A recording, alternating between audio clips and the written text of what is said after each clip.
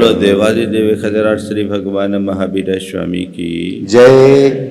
अहिंसा परमो धर्म की जय जय जय। परम पूज आचार्य गुरुवर श्री विद्यासागर जी महाराज की जय जय जय। पूज्य मुनिवर श्री प्रमाण सागर जी महाराज की।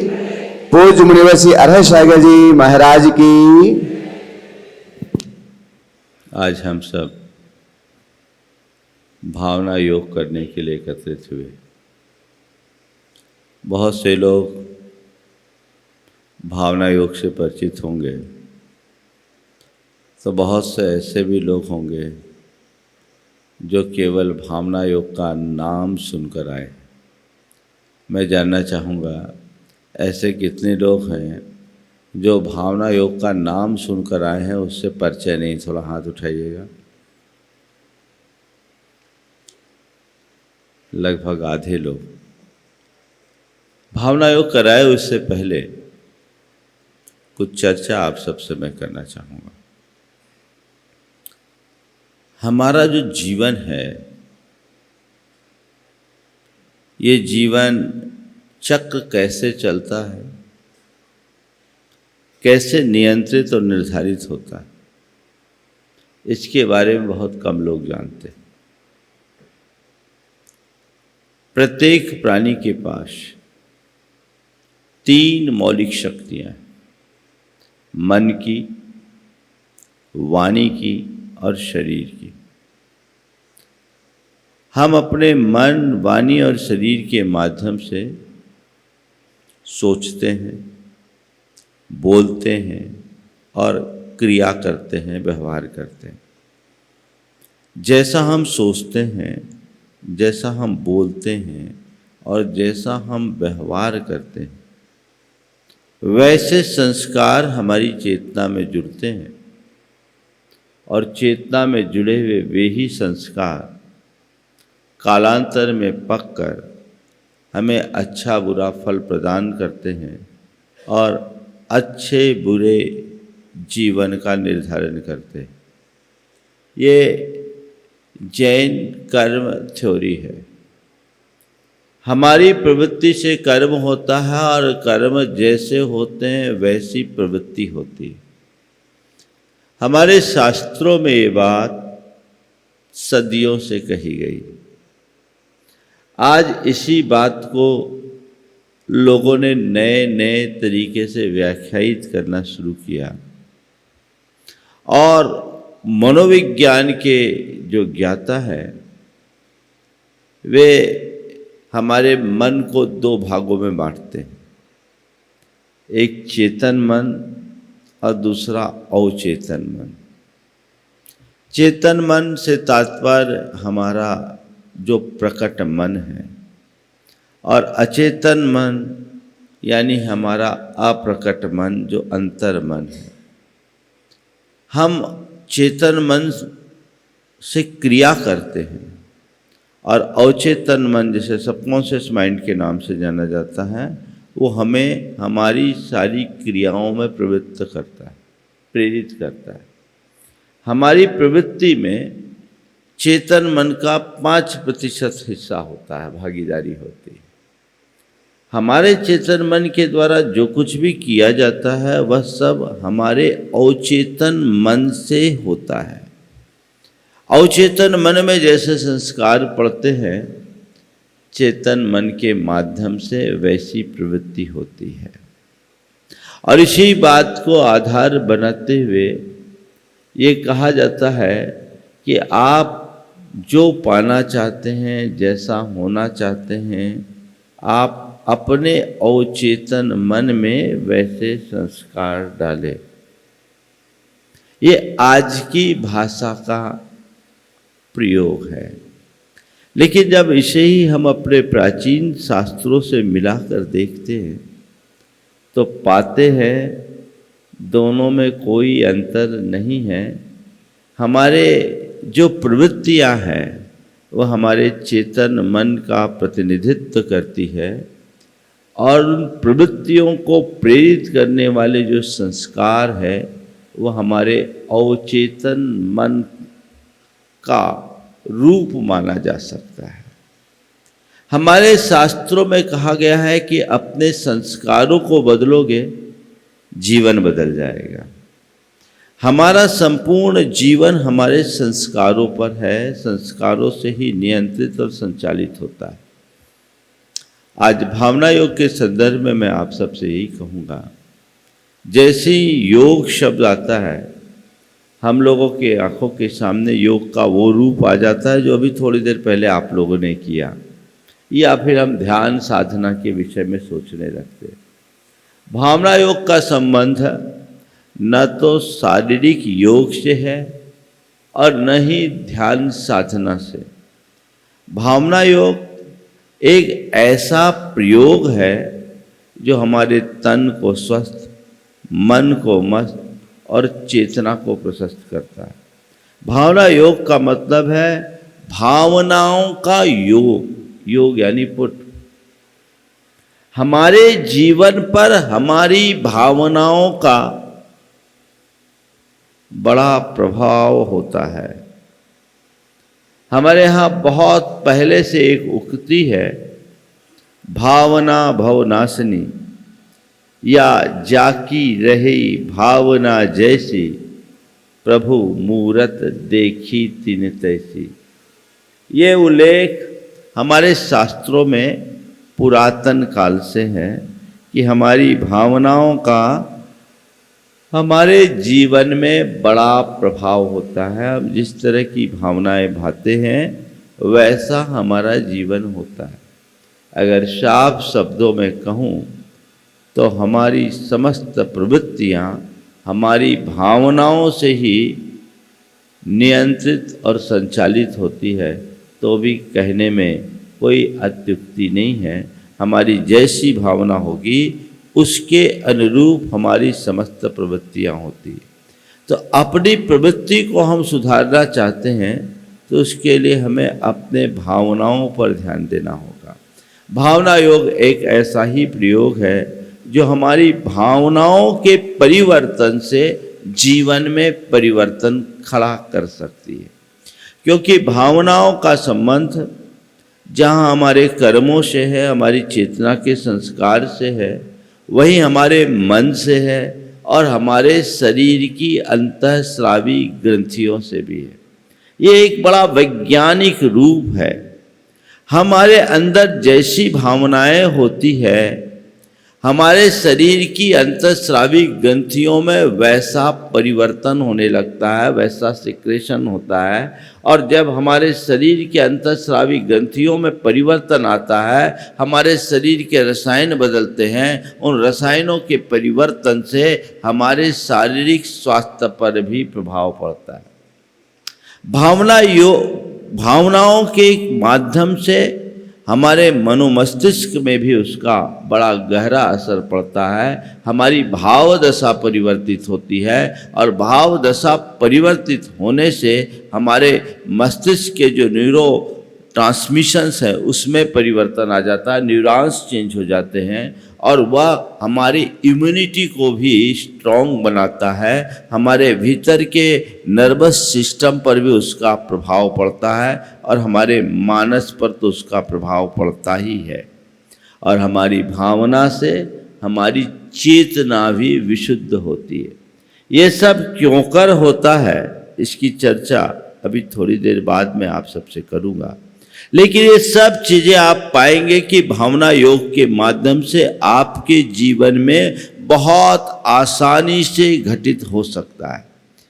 इसी भावना योग को आधुनिक वैज्ञानिक न्यूरोसाइकोइम्यूनोलॉजी के नाम से जानते हैं, जो हमारे शरीर को स्वस्थ कर दे, जो हमारे मन को स्वस्थ कर दे, जो हमारी इम्यून सिस्टम को और अधिक बूस्टअप कर दे और साथ में हमारी चेतना को निखार दे, वो भावना योग है। ये कैसे चलता है? हमारे मन में भावनाएं उत्पन्न होती,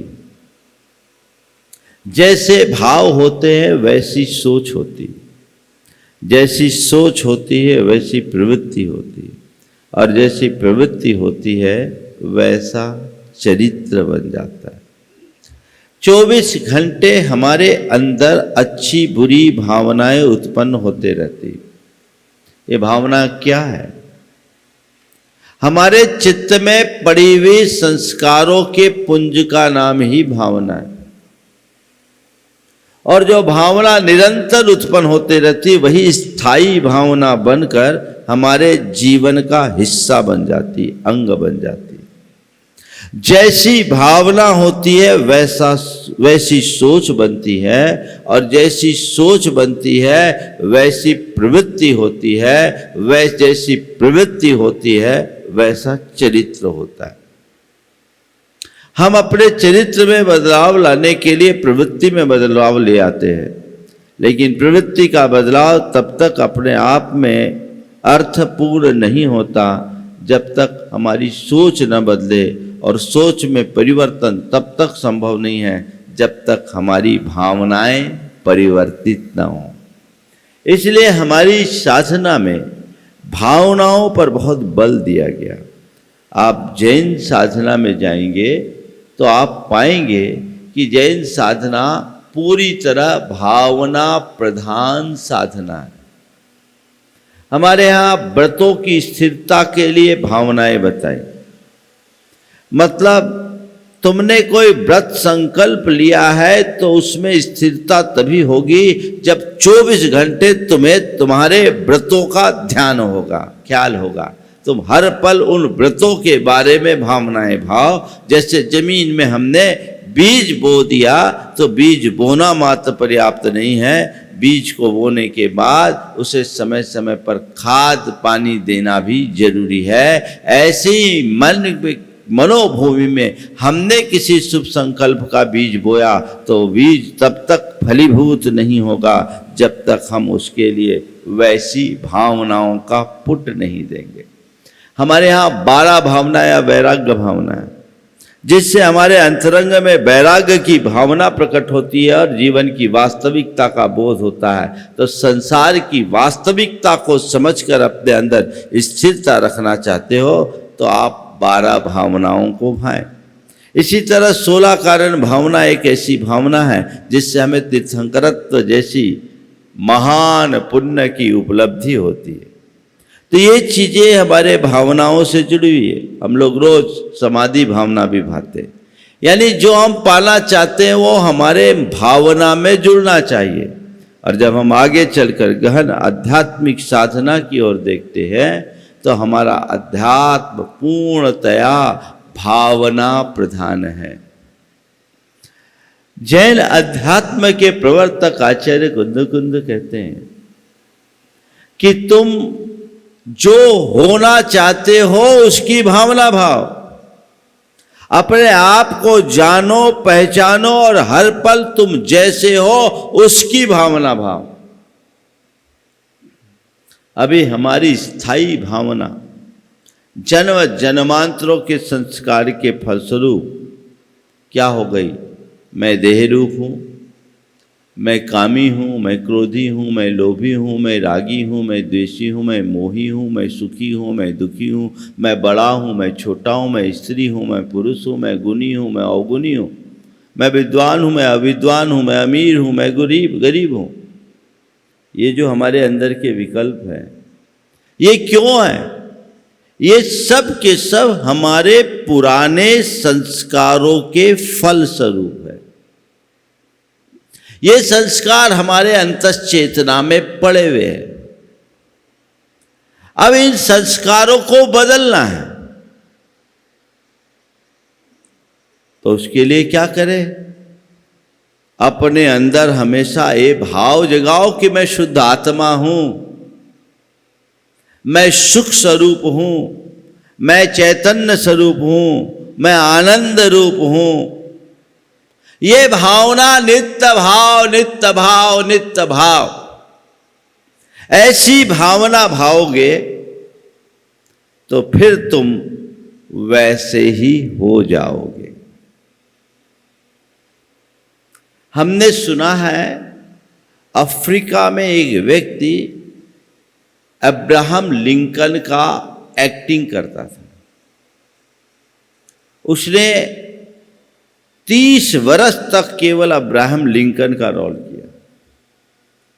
अब्राहम लिंकन जो अमेरिका के राष्ट्रपति हुआ करते थे, उनका रोल किया। रोल करने के बाद क्या हुआ, वो उसमें इतना तन्मय हो गया कि खुद को अब्राहम लिंकन बोलने लगा, आई एम लिंकन। लोगों ने सोचा पागल हो गया।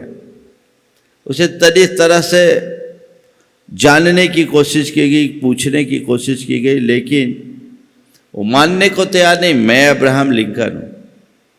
आप सब सुनकर ताज्जुब करोगे, उसे लाई डिटेक्टर पर रखा गया कि अब तो सच बोलेगा ये।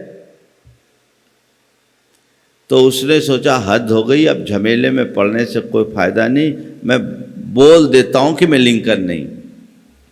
जब उसने कहा मैं लिंकन नहीं हूं, तो आप सुनकर ताज्जुब करोगे, लाई डिटेक्टर ने नेगेटिव वाइब्रेशन दे दिया कि नहीं ये झूठ बोल रहा है।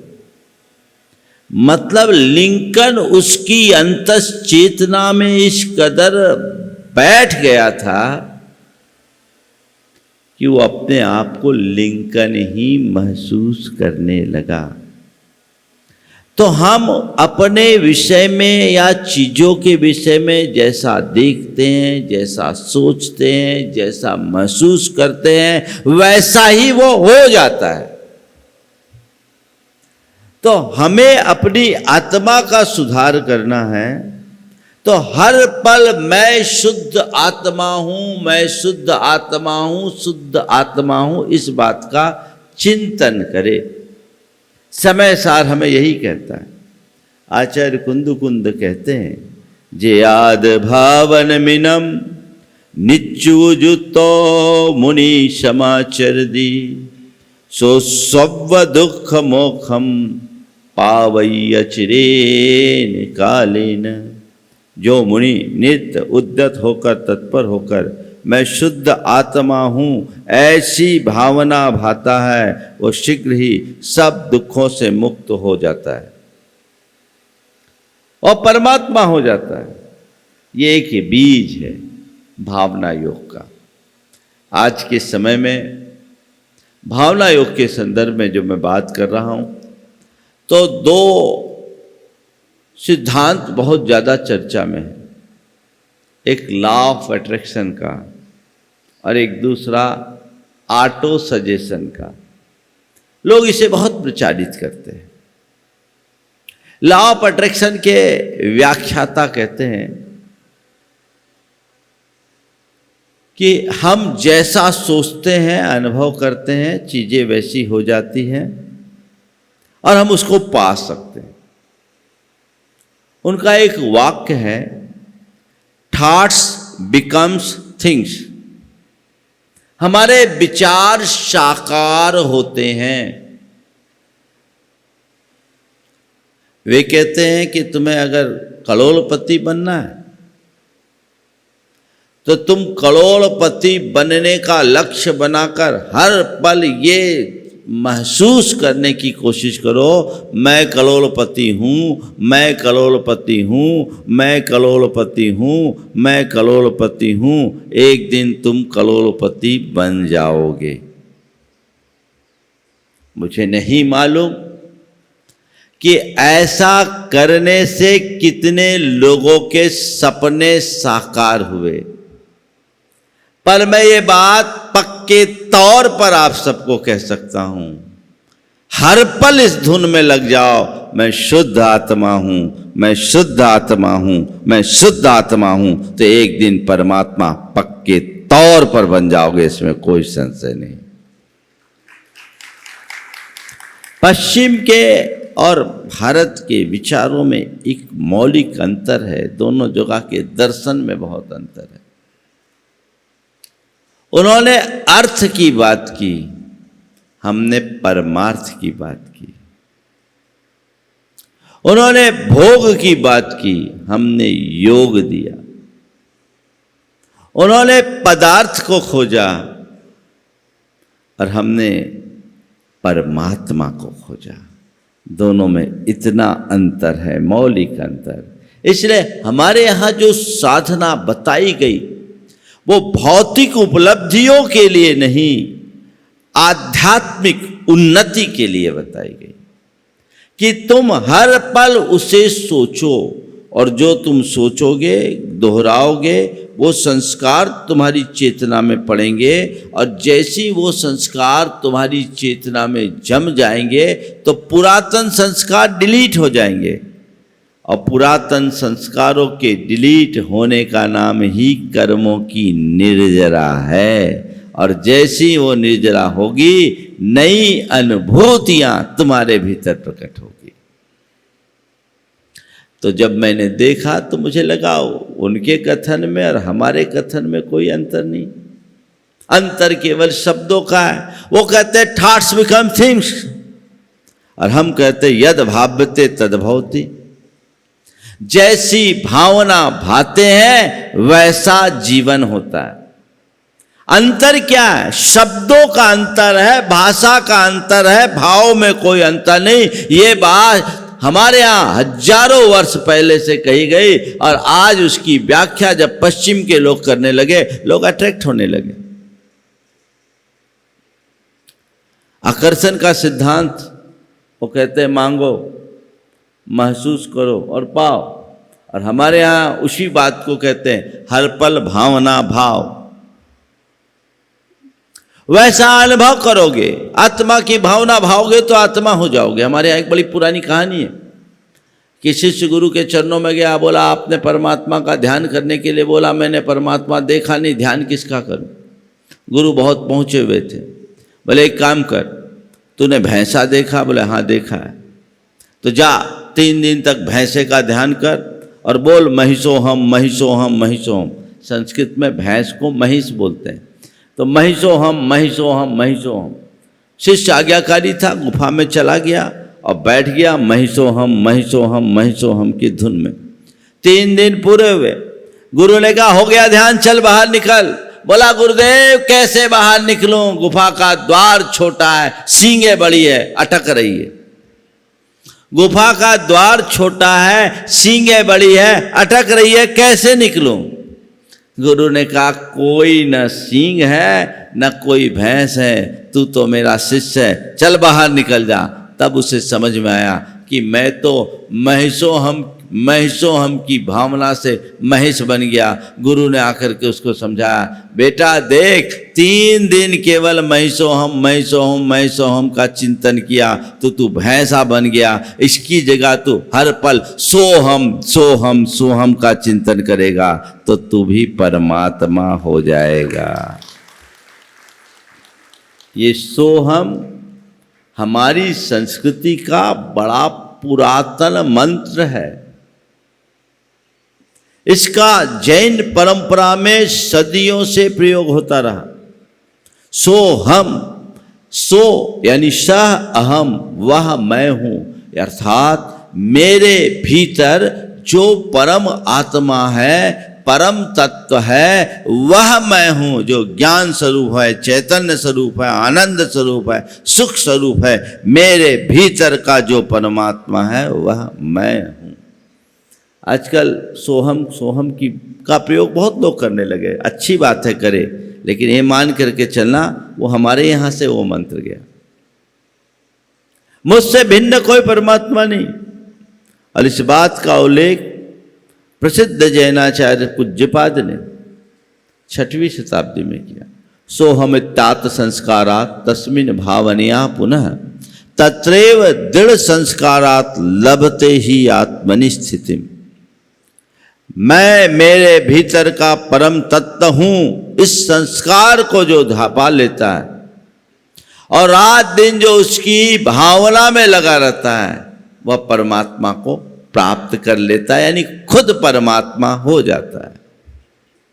तो हर पल सोहम सोहम सोहम का ध्यान एक स्वर साधना है भारतीय साधना में, जिनमें अपने नासापुटों से यानी दोनों नाकों से बहने वाली वायु के ऊपर उसकी साधना की जाती है।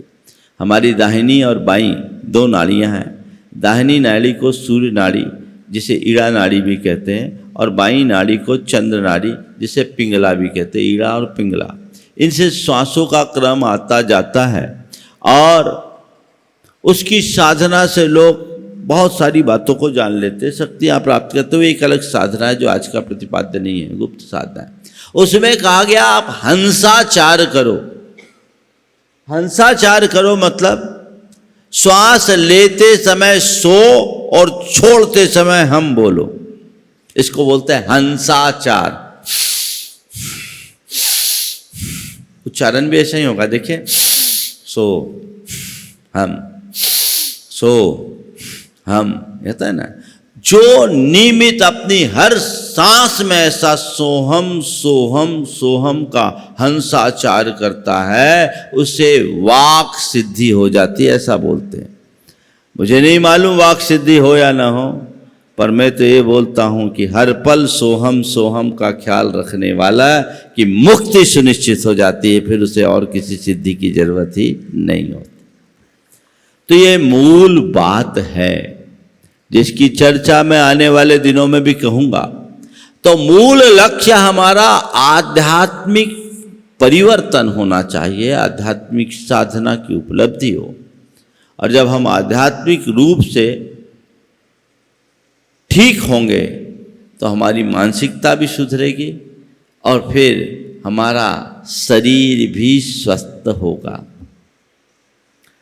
आप सबसे मैं ये कहूँगा कि ये भावना योग आप नियमित कीजिएगा। अभी उसके बारे में कुछ और बातें भी बताऊंगा, लेकिन अपनी मानसिकता को पहले बनाओ कि मेरा लक्ष्य केवल शरीर को शुद्ध करना नहीं है, मेरा लक्ष्य मन तक को शुद्ध करना नहीं है, मेरा उद्देश्य मेरी आत्मा को विशुद्ध बनाने का होना चाहिए। क्योंकि जिसकी आत्मा निर्मल हो गई उसका सारा जीवन निर्मल हो गया। जब हम इनसे तीनों चीजें पा सकते हैं तो मूल को पाने का ही हमारा लक्ष्य होना चाहिए। समझ गए? आज जिस भावना योग की शुरुआत यहाँ की जा रही है वो इसी सिद्धांत के ऊपर विकसित है, जिसकी चर्चा मैं आने वाले दिनों में भी आपसे करूँगा। लॉ ऑफ अट्रैक्शन और दूसरा कहते हैं ऑटो जाओ। ये भी हमारी साधना में सदियों से कहा जाता रहा है कि तुम जो पाना चाहते हो, जैसा होना चाहते हो, वैसा मैसेज अपने माइंड को दो, हर पल देते रहो। माइंड उन कमांड को एक्सेप्ट करेगा, फिर कालांतर में वही सब घटित होने लगेगा। हम लोग की साधना में हम लोग जब प्रतिक्रमण करते हैं, खासकर पाक्षिक प्रतिक्रमण करते हैं, उसमें बहुत सारे सूत्र ऐसे आते हैं, मैं इसको ग्रहण करता हूँ, मैं इसको ग्रहण करता हूँ, मैं इसको ग्रहण करता हूँ, मैं इसको छोड़ता हूँ, मैं इसको छोड़ता हूँ, मैं इसको छोड़ता हूँ। किसे ग्रहण करना और किसे छोड़ना, ये जागरूकता बनी रहती है। यही एक प्रकार का ऑटो सजेशन है। आप सबके लिए भी मैं समय समय पर बताऊंगा। जैसे किसी को बहुत गुस्सा आता है, हर पल वह एक संदेश दे, मुझे शांत रहना है, मुझे शांत रहना है, तो उसके जीवन में आश्चर्यजनक परिवर्तन आएगा, वो भी मैं आपको बताऊंगा।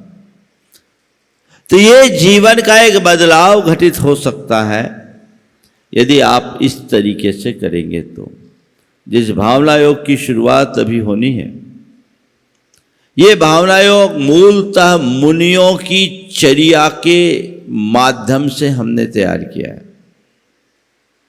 एक कंपाउंड बनाया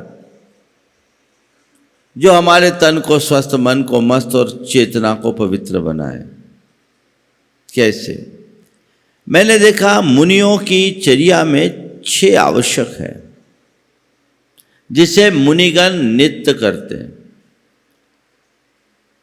24 भगवानों की स्तुति, वंदना, प्रतिक्रमण, प्रत्याख्यान, सामायिक और कायोत्सर्ग। मैंने इस पर गंभीरता से विचार किया तो लगा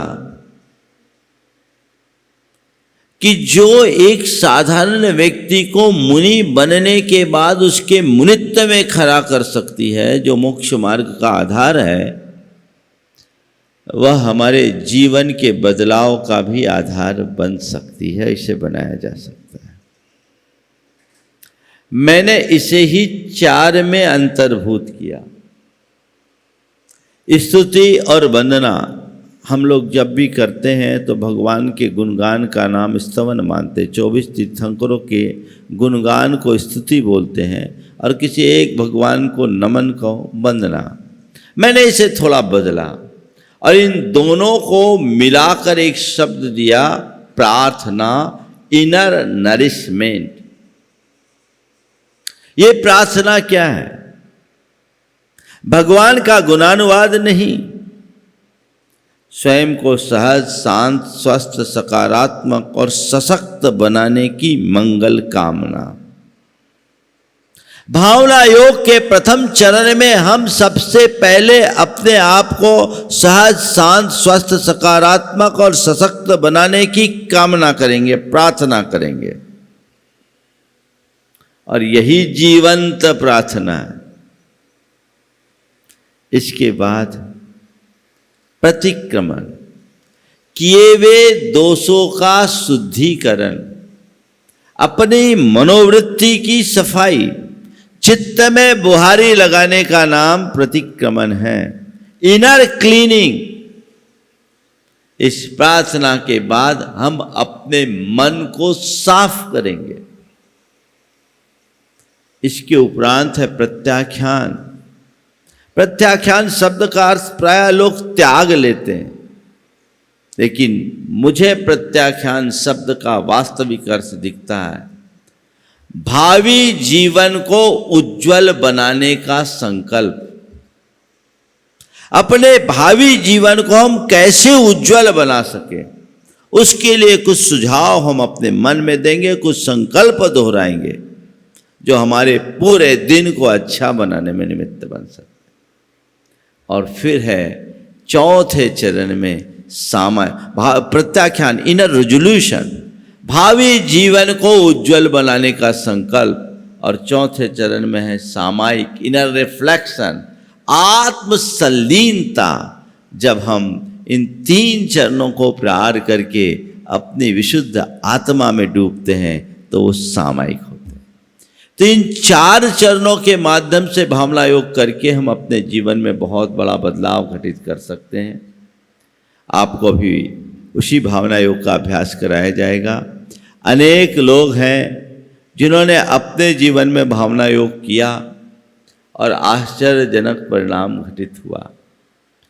डिप्रेशन, एंजाइटी या इस तरह के और परेशानियों में सोसाइटल मेंटालिटी से भरे अनेक लोग इस भावना योग से बहुत जल्दी ठीक हुए। बहुत सारे ऐसे लोग हैं जो कैंसर जैसी प्राण घातक बीमारी से भी मुक्त हुए। कुछ लोग यहाँ उपस्थित भी हैं, समय पर उनका एक्सपीरियंस भी सुना जाएगा।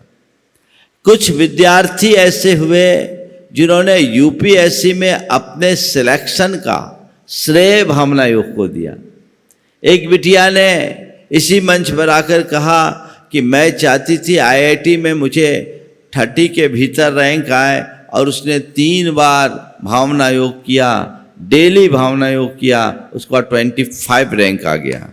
उसकी माँ यहाँ बैठी भी, इसी मंच से उसने कहा हर क्षेत्र के लोग, चाहे वो पढ़ने वाले बच्चे हों, चाहे कोई एंटरप्रेन्योर हो, व्यापारी हो, चाहे किसी बड़े कारपोरेट से जुड़ा हुआ हो, चाहे किसी सर्विस से जुड़ा हुआ व्यक्ति हो, या एक सामान्य गृहस्थ हो, यदि वो नियमित भावना योग करता है तो अपने जीवन को संतुलित कर सकता है। इसमें रंच मात्र संशय नहीं।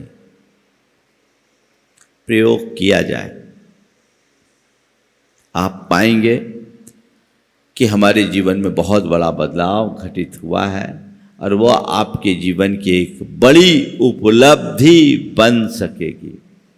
मुझे विश्वास है अभी तो आपको यहाँ लोगों के अनुभव का परिचय कराया जाएगा, लेकिन कल आप भी उसमें शामिल होंगे कि आपके अनुभवों से लोग लाभान्वित हो, बशर्ते आप इसे नियमित करेंगे। भावना योग के क्रम में ऊर्जा प्रवाह भी कराया जाएगा। ऊर्जा प्रवाह खासकर उन लोगों के लिए अत्यंत उपयोगी है जिनके शरीर में कोई बीमारी है। ये पूरा ब्रह्मांड ऊर्जा से भरा हुआ है और उस ऊर्जा प्रवाह के क्रम में हम ब्रह्मांड की सारी सकारात्मक ऊर्जा को अपने भीतर प्रवेश कराएंगे और अपने आप को अतिरिक्त ऊर्जा से भरा हुआ महसूस करेंगे। वो भी आपको बताएंगे अभी थोड़ी देर बाद किस तरीके से ऊर्जा प्रवाह से हमें जुड़ना है और ऊर्जा से अपने आप को लाभान्वित करना है। अनेक लोगों को उससे लाभ हुआ है। मैं औरों की बात बाद में करूँगा, खुद का प्रमाण पहले प्रस्तुत करना चाहूँगा। मेरा ये दाहिना हाथ एक समय 1.25 इंच पतला हो गया था। हाथ इतना वीक हो गया था कि मुझे पिच्छी भी भारी लगती थी। इस हाथ में मैं पिच्छी नहीं पकड़ता था। मेरी एक नस सूख गई थी। मेडिकल साइंस के अनुसार उसका कोई इलाज नहीं है। ये 2009 की बात, जब डॉक्टरों ने कहा कि मेरा कोई इलाज नहीं है, तो मैंने कहा ठीक, तुम्हारे पास इलाज नहीं है, मेरे पास इलाज है। और मैंने मेंटल रेडिएशन देना शुरू किया। भावना योग से ऊर्जा प्रवाह के माध्यम से अपने उस ब्लॉक को खोजना, जो ब्लॉकेज था उसको खोलना शुरू किया। ऊर्जा के प्रवाह करके मैंने उस रूट को खोलना शुरू किया। और आप सब आज सुन करके आश्चर्य करोगे, 3-3.5 महीने में मेरे हाथ में पूरी ताकत आ गई और आज दोनों हाथ नाप लीजिए, आपको कोई अंतर नहीं दिखेगा। तब मैंने इस पर और प्रयोग किया और तब आप सबके लिए भावना योग 2018 में दिया है। ये प्रयोग सिद्ध है। अनेक लोगों के जीवन में बहुत बहुत बड़ा बदलाव आया है।